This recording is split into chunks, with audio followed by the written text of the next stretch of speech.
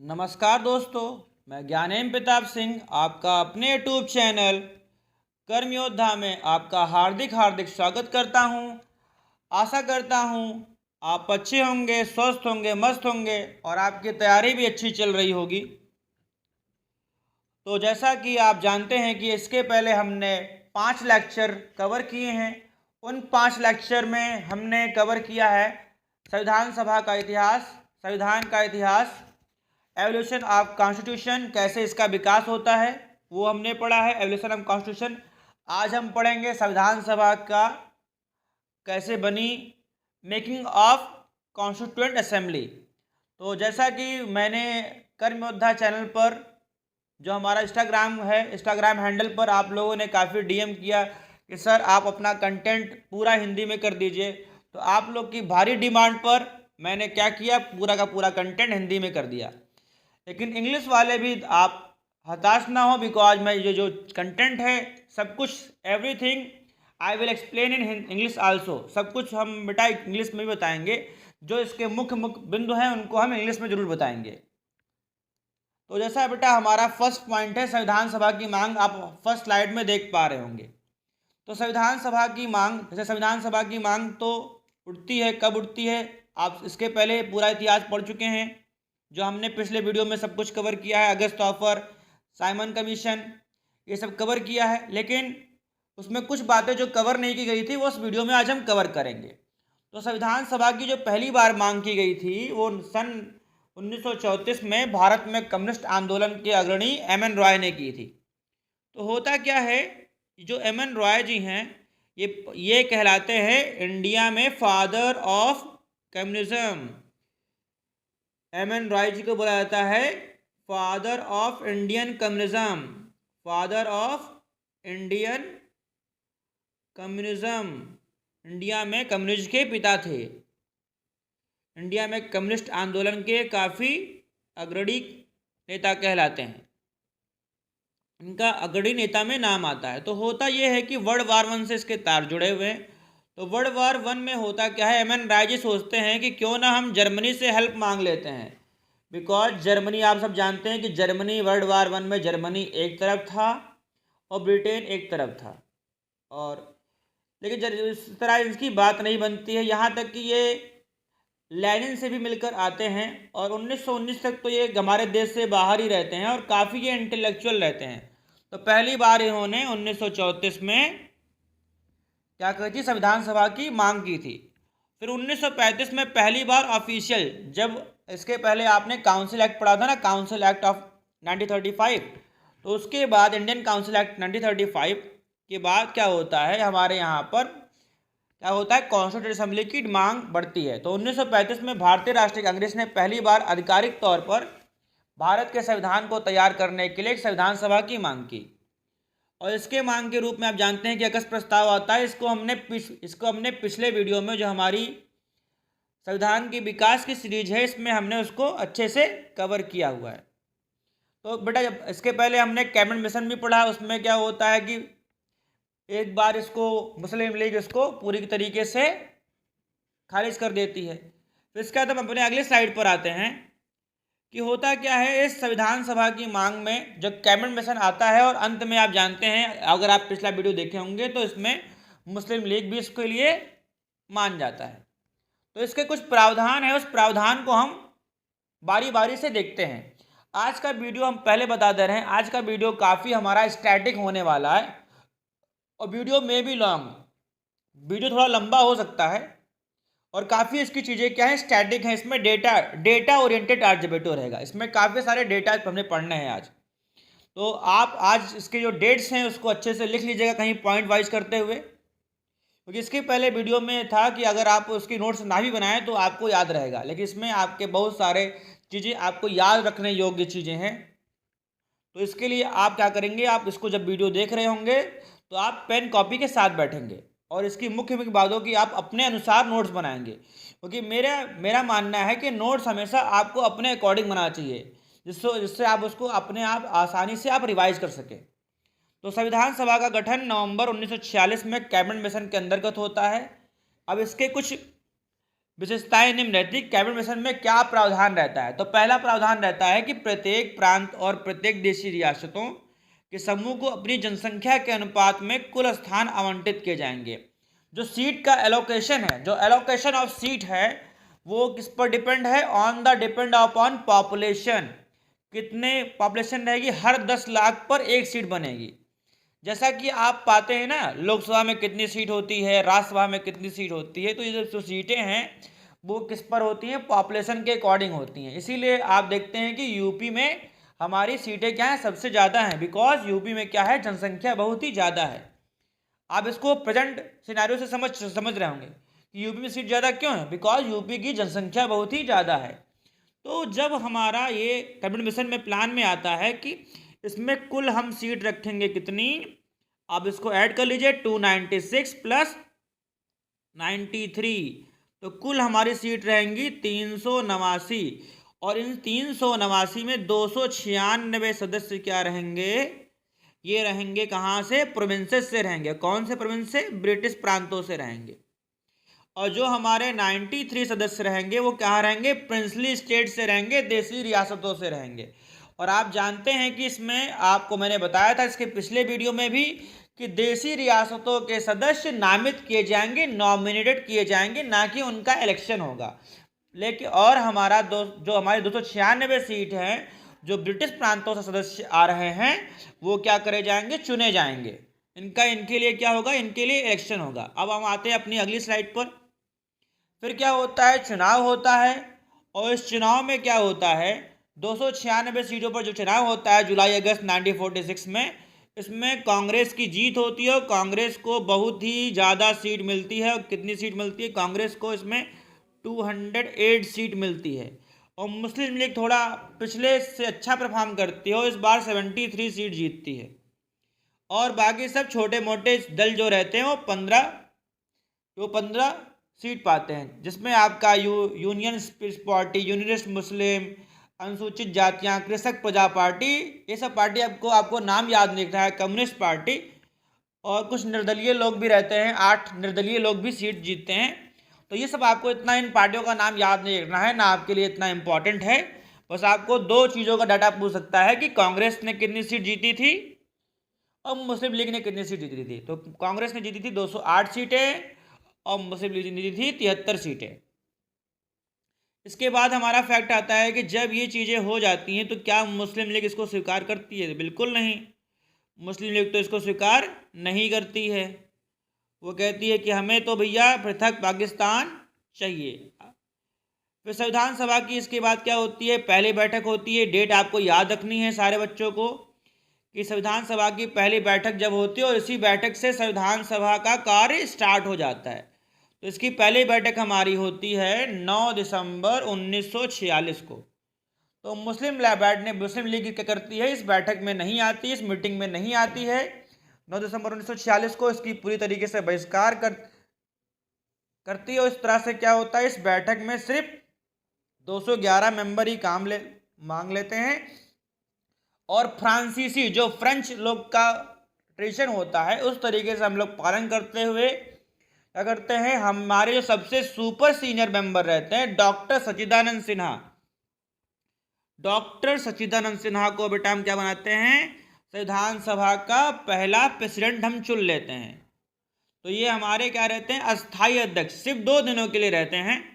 इसके बाद आप जानते हैं कि 2 दिनों बाद 11 दिसंबर को जब दूसरी बैठक होती है तो वहां पर डॉक्टर राजेंद्र प्रसाद जी को चुन लिया जाता है, जो आगे चलकर क्या बनते हैं? हमारे प्रेसिडेंट नामित होते हैं। तो ये हमारे अस्थायी टेम्परेरी अध्यक्ष रहते हैं, टेम्परेरी रहते हैं। इसके बाद हम अगली स्लाइड पर आते हैं। जैसा मैंने बताया कि आज का टॉपिक काफ़ी स्टैटिक टॉपिक बहुत है, तो डेटा ओरिएंटेड है, फटाफट पढ़ते रहेंगे। इसके बाद हमें पढ़ना, हमारा बहुत इंपॉर्टेंट टॉपिक है ऑब्जेक्टिव रेजोल्यूशन, उद्देश्य प्रस्ताव या उसे उद्देशिका कहते हैं। तो ये 11 दिसंबर को जब दूसरी बैठक हो जाती है, फिर 13 दिसंबर को क्या करते हैं ये लोग? ये हमारी तारीख बहुत ही आपके लिए इम्पोर्टेंट है कि जवाहरलाल नेहरू जी ने अपना ऐतिहासिक भाषण, जो उद्देश्य प्रस्ताव प्रस्तुत किया था संविधान सभा में, वो कब किया था? तो इसमें क्या होता है? इस प्रस्ताव में ये अपना ऑब्जेक्ट रेजोल्यूशन जो प्रस्तुत करते हैं, यही आगे चल के हमारा प्रियम्बल का रूप लेता है। तो इसमें कहते हैं कि वह संविधान सभा भारत को एक स्वतंत्र संप्रभु गणराज्य घोषित करने और उसके भविष्य के शासन के लिए एक संविधान तैयार करने के लिए दृढ़ और गंभीर संकल्प की घोषणा करता है। तो डेमोक्रेटिक बनाएंगे, स्वतंत्र संप्रभु बनाएंगे, मतलब सॉवरेन बॉडी बनाएंगे, ऐसी बातें इसमें कहते हैं। वो क्षेत्र जो ब्रिटिश भारत में शामिल है वो क्षेत्र अब भारतीय राज्य बनाते हैं, मतलब ब्रिटिश इंडिया नहीं रहेगा, वो क्या रहेगा, इंडियन स्टेट बन जाएगा, जिसमें उक्त क्षेत्र चाहे उनकी वर्तमान सीमाओं के साथ हो या ऐसी अन्य सीमाओं के साथ हो जो संविधान सभा द्वारा निर्धारित की जाएंगी। मतलब इसमें हम अपनी बाउंड्री भी डिसाइड करेंगे कि कौन कौन सा हिस्सा हमारा होगा, कौन कौन सा हिस्सा पाकिस्तान का होगा। ये सब हम संविधान सभा के अकॉर्डिंग कि कैसे हम अपनी सीमा को निर्धारित कर सकेंगे, ये सारे कानून इसमें लिखे जाएंगे, जिसमें संप्रभु स्वतंत्र की भारत की सारी शक्तियां, प्राधिकार, उसके घटक अंग, सरकार के अंग जनता से प्राप्त होंगे। इसके बाद हमारा बहुत ही इंपॉर्टेंट टॉपिक है, जिसमें भारत के सभी लोगों को सामाजिक, आर्थिक, राजनीतिक न्याय की गारंटी और सुरक्षा दी जाएगी। अवसर की स्थिति, कानून के समझ, समानता, कानून और सार्वजनिक नैतिकता के अधीन विचार, अव्यक्ति विश्वास, पूजा, व्यवसाय, संघ और कार्रवाई की स्वतंत्रता। तो आप इतनी चीज़ें पढ़ रहे हैं, अभी आगे चलकर आप ये सब देखेंगे, ये सारे के सारे पॉइंट हमारे फंडामेंटल राइट्स और प्रियम्बल में लिखे हुए हैं। प्रियम्बल को आगे चल के हम चर्चा करेंगे, जिसमें हमारे सामाजिक, सोशलिस्ट, हमें सब तरह की आज़ादी मिलती है, जिसमें अल्पसंख्यकों, पिछड़े और आदिवासी क्षेत्रों, दलित और अन्य पिछड़े वर्गों के लिए पर्याप्त सुरक्षा उपाय प्रदान किए जाएंगे, जिसमें गणतंत्र के क्षेत्र की अखंडता और भूमि, समुद्र और वायु के उसके संप्रभु अधिकारों को बनाए रखा जाएगा, और यह प्राचीन भूमि दुनिया में अपना उचित और सम्मानित स्थान रखती है और विश्व शांति को बढ़ावा देने और मानव जाति के कल्याण में अपना पूर्ण और इच्छुक योगदान देती है। तो इतना सब हम पढ़ के समझते हैं कि इसमें जो हमारा संविधान सभा बनने जा रही है, इसका उद्देश्य क्या है और ये क्या किस लिए काम करेगी, इस पर चर्चा होती है, और यही आगे चल के हमारा क्या बन जाता है, प्रियम्बल बन जाता है। अब हम आगे देखते हैं कुछ मुख्य बिंदुओं को। और तो होता क्या है कि स्वतंत्रता अधिनियम द्वारा जो हमारा इंडिपेंडेंस एक्ट आता है, जब इंडिपेंडेंस एक्ट आ जाता है तो वो स्वीकार कर लेती है और कांग्रेस भी मान जाती है कि भैया आप जाइए, अब हम समझ चुके हैं कि कांग्रेस को हमने मुस्लिम लीग को बहुत मनाया, हमने अपने देश के टुकड़े नहीं करने चाहे, लेकिन मुस्लिम लीग नहीं मान रही है, तो ये क्या करती है, वो मान जाती है कि अब हम क्या करेंगे, मुस्लिम लीग जाइए, आप अगर कॉन्स्टिट्यूंट असेंबली का बहिष्कार कर रहे हैं तो आपकी कोई ज़रूरत नहीं है, आप अपना अलग देश बनाइए और अपने देश के लिए अलग कानून बनाइए। तो होता यही है कि यह प्रस्ताव 22 जनवरी 1947 को विधानसभा द्वारा सर्वसम्मति से प्राप्त क्या होता है, अपनाया जाता है, और 28 अप्रैल 1947 को 6 राज्यों के प्रतिनिधि का हिस्सा होते हैं, और देश के विभाजन के लिए 3 जून 1947 की माउंटबेटन योजना की स्वीकृति के बाद अधिकांश अन्य रियासतों के प्रतिनिधियों ने विधानसभा की अपनी सीटें ले ली और भारतीय डोमिनियन से मुस्लिम लीग के सदस्यों की सभा में प्रवेश कर दिया गया, अब हटा दिया गया। अब मुस्लिम लीग क्या होगी, अपना अलग बन गया, उन्होंने अलग चले गए। तो होता क्या है कि 1947 के बाद कुछ हमारे परिवर्तन आते हैं, वो हम समझ लेते हैं। जिसमें हमारा पहला पॉइंट है कि संविधान सभा को एक पूर्ण संप्रभु निकाय बनाया जाए, जो अपनी इच्छानुसार कोई भी संविधान बना सकती है, और इस नियम ने असेंबली को भारत के संबंध में ब्रिटिश संसद द्वारा बनाए किसी भी कानून को निरस्त करने या बदलने का अधिकार दिया जाए। मतलब कि जब हम नया कानून बना रहे हैं तो ऐसा बिल्कुल हम ये नहीं है, बाध्य नहीं है कि जो ब्रिटिश टाइम के जो कानून हैं, अगर आपको अच्छा लगे तो आप उन कानूनों को अपने अनुसार चेंज कर सकते हैं। हम कोई बाध्य नहीं थे कि हम जो ब्रिटिश ने कानून बनाए हैं, हम नया संविधान बना रहे हैं तो उनको उसके अंदर शामिल ही किया जाए। इसके बाद संविधान सभा एक विधायी निकाय बन गई, विधानसभा की बैठक हुई और संविधान सभा के रूप में हुई। तो इसकी अध्यक्षता किसने की थी, डॉक्टर राजेंद्र प्रसाद ने की थी। जैसा मैंने बताया था कि 9 दिसंबर को कौन बनते हैं, अस्थायी सदस्य अध्यक्ष बनते हैं, कौन, डॉक्टर सच्चिदानंद सिन्हा। उसके 2 दिन बाद 11 दिसंबर को कौन बनते हैं, हमारे डॉक्टर राजेंद्र प्रसाद। और इसके जो अध्यक्षता कौन करता है, जी मालंकर करते हैं, आप सब जानते हैं इनको, आपने जीके में पढ़ा ही होगा। मुस्लिम लीग के सदस्य पाकिस्तान में शामिल क्षेत्रों से आने वाले भारत के संविधान सभा से हट गए। जो मुस्लिम लीग से ये लोग जो हट गए, अब देखिए जो पहले हमारे 389 मेंबर हुआ करते थे, हमारी संविधान सभा में। अब वो कि जो 73 मेंबर तो हट गए ना, मुस्लिम लीग के सारे मेंबर हट तो गए, वो तो पाकिस्तान में चले गए। तो अब क्या होगी, सीटों की संख्या क्या होगी, कम हो जाएगी। अब सीट्स कितने हो जाएंगे, 299 सीट हो जाएगी। तो संविधान सभा की थोड़ी सी ताकत क्या हो गई, कम हो गई। विधानसभा की थोड़ी सी ताकत कम होगी। फिर इसने मई 1949 में राष्ट्रमंडल में भारत के सदस्यता की पुष्टि की। मतलब जैसे आप लोगों ने कॉमनवेल्थ का नाम सुना है, वही राष्ट्रमंडल खेलों के बारे में। तो कॉमनवेल्थ में ये पार्ट रहेगा, इसने मान लिया कि हम कॉमनवेल्थ का पार्ट रहेंगे। इसने 22 जुलाई 1947 को राष्ट्रीय ध्वज अपनाया। जैसे मैंने बोला कि ये हमारा लेक्चर काफ़ी स्टैटिक होने वाला है। तो 22 जुलाई को हमने क्या अपनाया, 22 जुलाई 1947 को राष्ट्रीय ध्वज अपनाया। 24 जनवरी 1950 को क्या अपनाया, राष्ट्रगान अपनाया। और इसी दिन हमने क्या अपनाया, इसी दिन अपने अपना राष्ट्रीय गीत भी अपनाया। तो 24 जनवरी को हमने राष्ट्रीय गीत और राष्ट्रगान को अपनाया, और 22 जुलाई को क्या अपनाया, हमने राष्ट्रीय ध्वज अपनाया। और 24 जनवरी 1950 को डॉक्टर राजेंद्र प्रसाद को भारत के पहले राष्ट्रपति के रूप में चुना गया। और इस तरह से हमारा संविधान, आप जानते हैं कि संविधान जो हमारा है वो बनकर जो तैयार होता है, आप सारे बच्चों को याद है, आई थिंक पब्लिक कहने के पढ़ा होगा छोटे क्लासों में, कि हमारा संविधान 26 नवंबर 1949 को बनकर तैयार हो जाता है, लेकिन इफेक्ट में तो आता है 26 जनवरी 1950। और किसी दिन हम क्या मनाते हैं, अपना रिपब्लिक डे मनाते हैं। अभी आगे चलकर इस पर चर्चा करते हैं, क्योंकि हमने कुछ पॉइंट ऐसे अपना लेक्चर डिजाइन किया है कि वहाँ पर चर्चा करेंगे तो अच्छा रहेगा। अभी हम देख लेते हैं कि संविधान बनाने में कितने पैसे खर्च हुए। इसमें आप बहुत कुछ पढ़ने वाले जो आजकल आज तक आपने कहीं नहीं पढ़ा होगा। तो 11 महीने 28 2 साल 11 महीने 18 दिन में 11 सत्र हुए, और इन सत्रों से क्या हुआ, हमारा संविधान बना।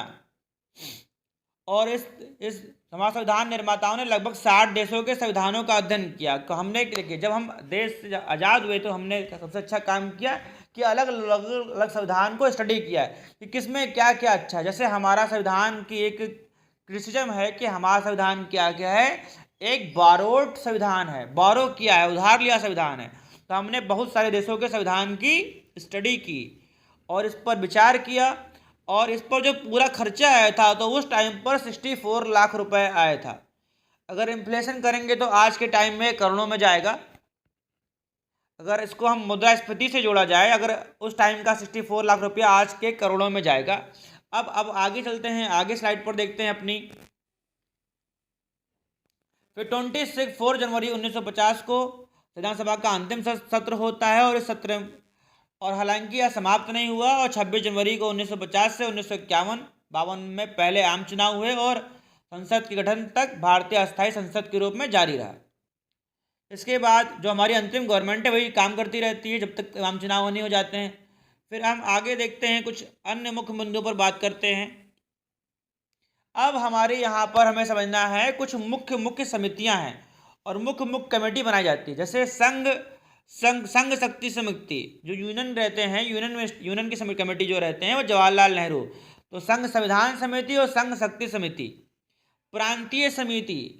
प्रांतीय समिति हमारे किसकी रहती है, सरदार पटेल जी के नाम रहती है।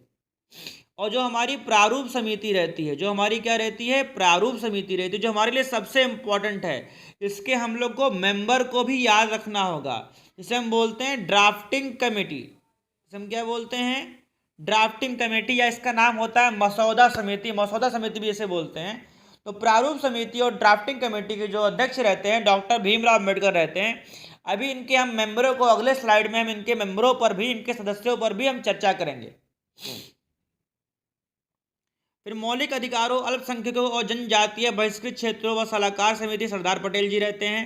प्रक्रिया समिति के नियम जो बनाते हैं वो हमारे डॉक्टर राजेंद्र प्रसाद जी बनाते हैं, और स्टेटस कमेटी हमारी जवाहरलाल नेहरू के हाथ में रहती है। तो इसी कमेटी से बेटा आपसे क्वेश्चन पूछ सकता है और बाहर नहीं पूछेगा, क्योंकि ये आपका यूपीएससी में भी इसी से पूछा जाता है, इससे बाहर नहीं पूछता है।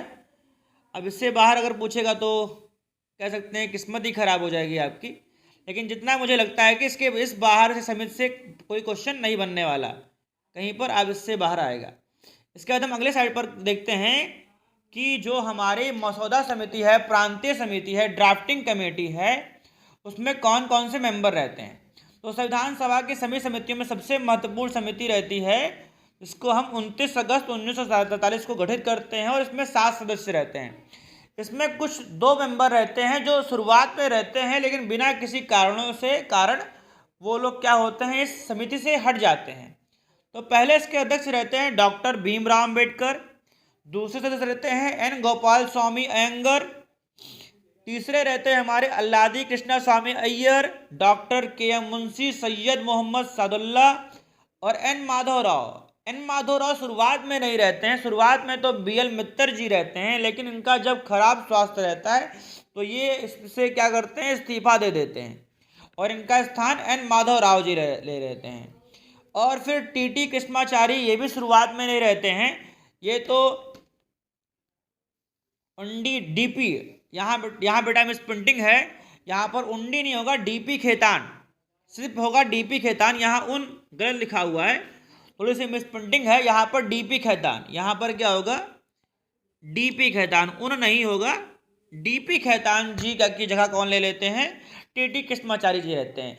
तो ये पूरे के पूरे सदस्य आपको याद होने चाहिए, और आपको साथ जो भी क्वेश्चन बनता है तो इससे बहुत बनता है, इन 2 लास्ट के 2 पॉइंट हैं, इनसे बनता है कि BL मित्तर जी की जगह किसने ली, तो NN माधवराव जी ने ली, DP खेतान जी की जगह किसने ली, तो TT कृष्णाचारी ने ली। तो ये 2 चीज़ें आपके लिए बहुत इंपॉर्टेंट हैं।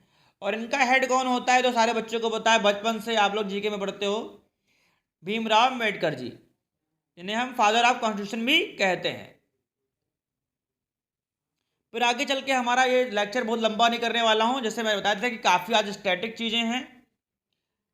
फिर हम क्या पढ़ते हैं कि मसौदा समिति ने कैसे काम किया। तो जो हमारी प्रारूप समिति है, मसौदा समिति है, ये करती है, ये बैठती है और 6 महीने के अंदर में ही एक बढ़िया सा ड्राफ्ट तैयार कर लेती है। तो 6 महीने में ड्राफ्ट तैयार कर लेती है, भारत के लोगों के मसौदों पर चर्चा करते हैं। जब पूरा ड्राफ्ट तैयार हो जाता है तो इसके बाद क्या होते हैं, सेशंस होते हैं, वाचन होते हैं, जो हमारी रीडिंग होती है। तो भारत के लोगों को मसौदा पर चर्चा करने और प्रस्तावित करने के लिए 8 महीने का समय दिया जाता है। जनता की टिप्पणियों, आलोचनाओं, सुझावों के आलोक में मसौदा समिति ने दूसरा मसौदा तैयार किया, जो अक्टूबर 1948 में प्रकाशित हुआ। तो इन्होंने 141 दिन में ही, 6 महीने से कम समय में ही सारा बढ़िया सा काम इन्होंने फिनिश कर दिया, ड्राफ्टिंग कमेटी ने। अब ड्राफ्टिंग कमेटी के बाद क्या होती है, अगर इन्होंने ड्राफ्ट बना लिया तो इस पर चर्चा भी तो होगी, क्योंकि संविधान सभा इसलिए बनाई गई थी ना कि हम ड्राफ्ट बनाएं, सब जहाँ के संविधान को स्टडी करें, फिर उससे हम ड्राफ्टिंग कमेटी बनाएं और उस पर चर्चा करें। फिर इसके बाद हम देखते हैं अगले स्लाइड में कि इसके बाद क्या इसका इनेक्टमेंट होता है, जो ड्राफ्ट बन जाता है उसके बाद क्या होता है। तो डॉक्टर भीमराव अम्बेडकर ने 4 नवंबर 1948 को विधानसभा में संविधान का अंतिम मसौदा पेश किया। तो ड्राफ्टिंग कमेटी जब पूरा ड्राफ्ट बना लेती है तो 4 नवंबर को ये पेश करती है। इसके बाद उसी दिन क्या होता है, पहला वाचन, जिसे हम इंग्लिश में बोलते हैं फर्स्ट रीडिंग। इसकी फर्स्ट रीडिंग होती है और इस पर सभा में 5 दिनों तक सामान्य चर्चा होती है। फिर जब सेकंड रीडिंग होती है, दूसरा वाचन होता है, ये हमारा होता है 15 नवंबर 1948 को शुरू होता है और ये हमारा 17 अक्टूबर 1949 को समाप्त होता है। इसमें कुछ, जैसे मैंने बोला था कि जो हमारा ये डेटा है काफ़ी स्टैटिक है, उसको आपको ध्यान रखना है।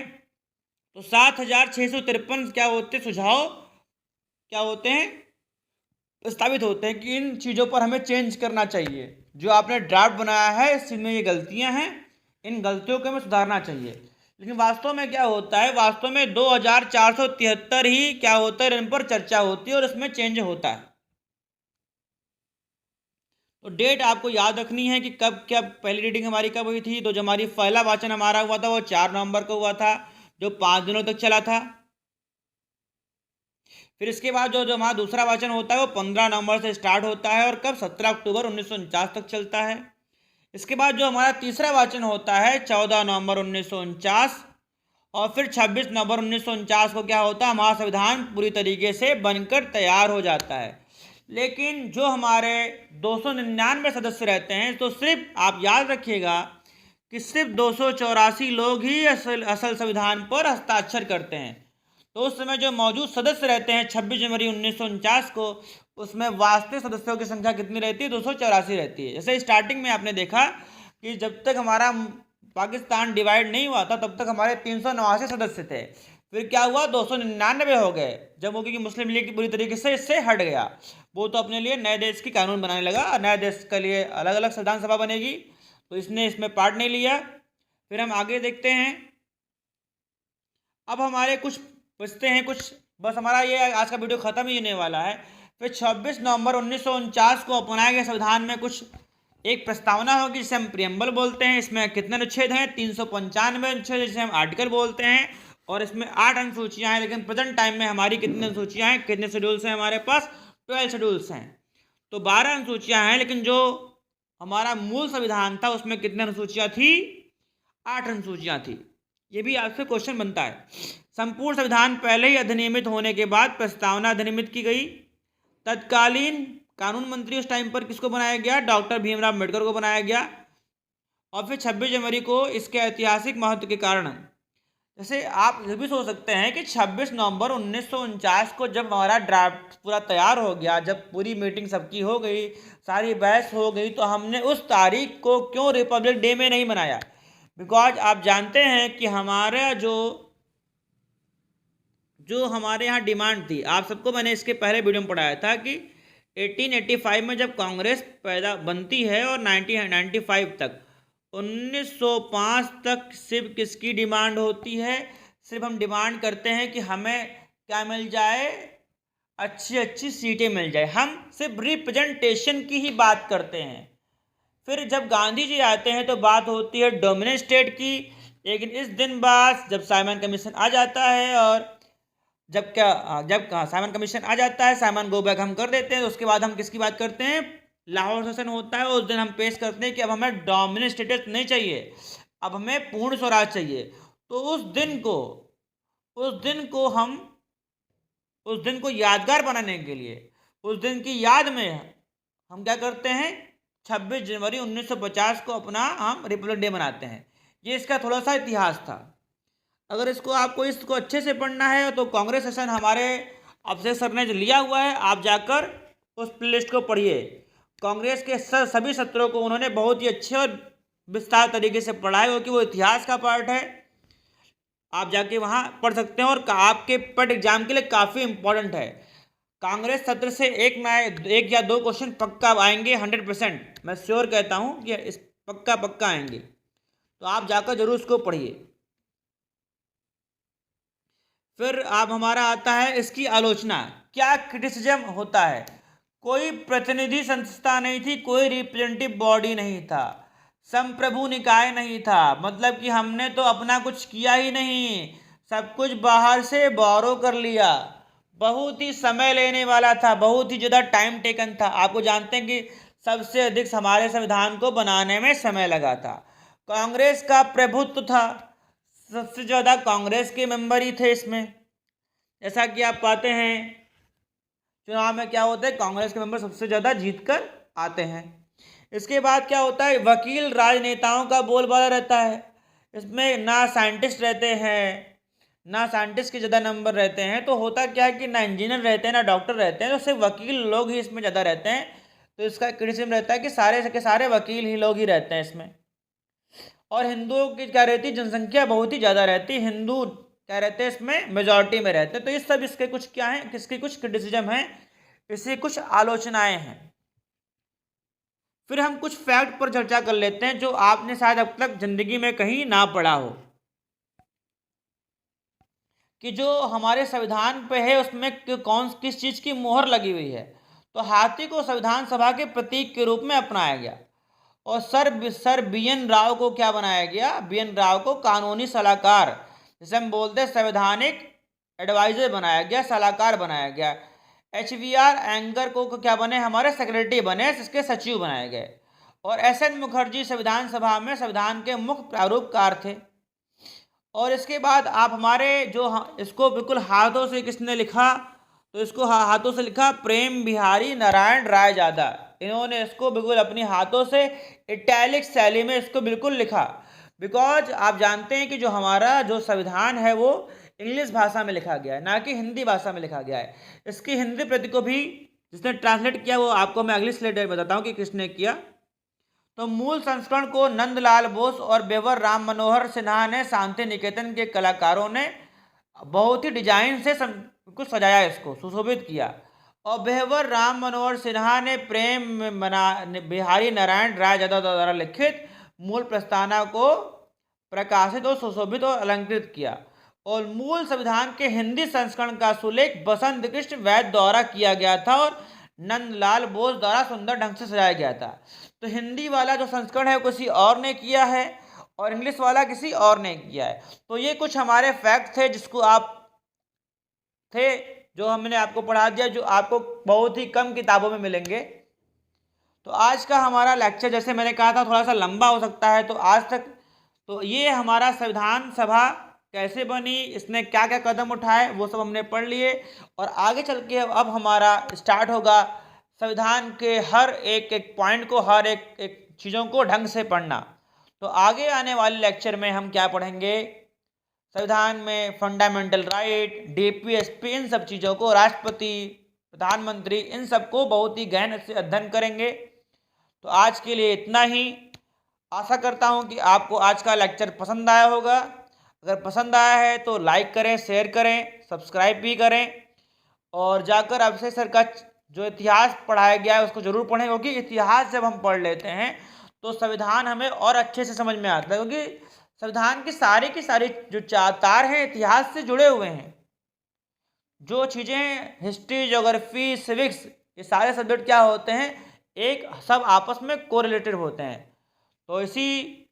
तो हम हमेशा की तरह अपने जो हमारे आखिरी वर्ड रहते हैं, आप अपने माता पिता की सेवा करिए, अपने देश से प्रेम करिए, यही कहते हुए मैं आपसे विदा लेता हूं और मिलते हैं आपको नेक्स्ट वीडियो में। जय हिंद, जय भारत।